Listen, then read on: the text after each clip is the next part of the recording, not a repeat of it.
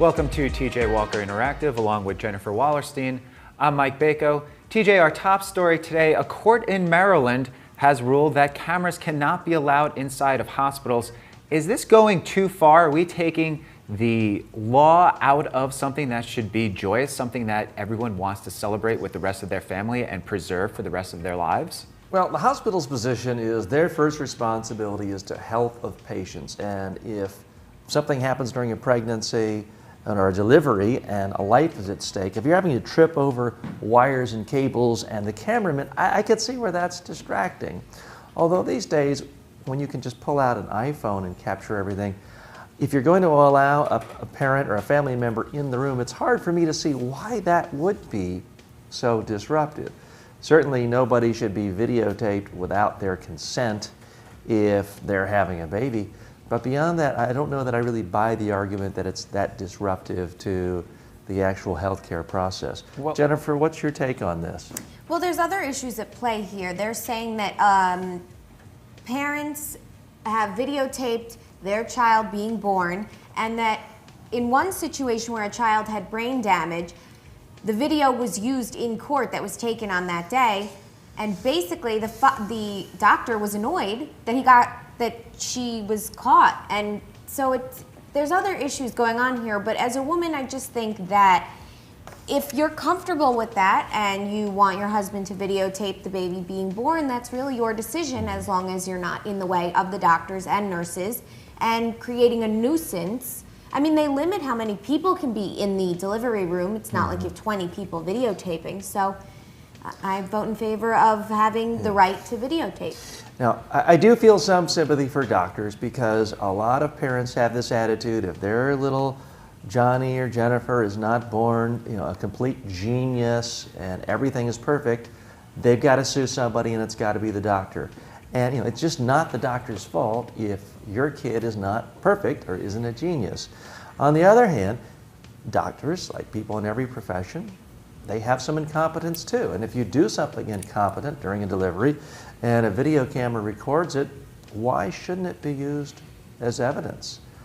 Policemen don't like it when someone uses a video camera to capture them beating someone illegally or excessively.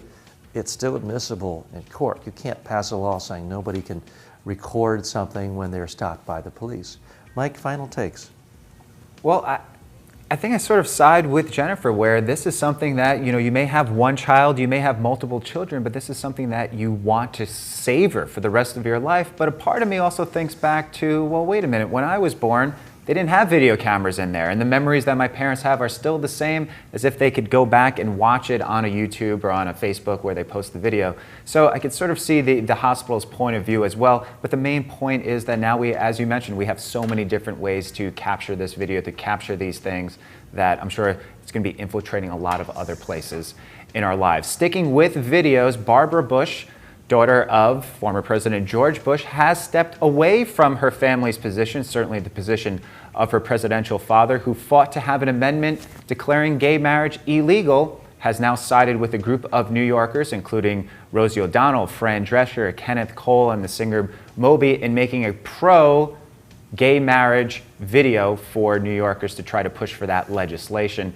TJ, should she be doing something like this that's so far away from what her family has stood for so long? Well, I mean, she's a near 30-year-old woman. She has a right to do whatever she wants. I do think it is representative of a generational shift. I just don't see people under 30 today having this strong, visceral hatred towards gays that, frankly, a lot of my friends had when they were that age. So it is a clear generational shift. It has become uncool to be a gay basher, to make disparaging gay jokes. And we're seeing this transcend traditional political ideologies. It's not just liberals, the left, progressives who are pro-gay rights and pro-choice with respect to gay lifestyle. It's really all across the political spectrum. And I think we are seeing something happening to the gay movement that happened to the civil rights movement.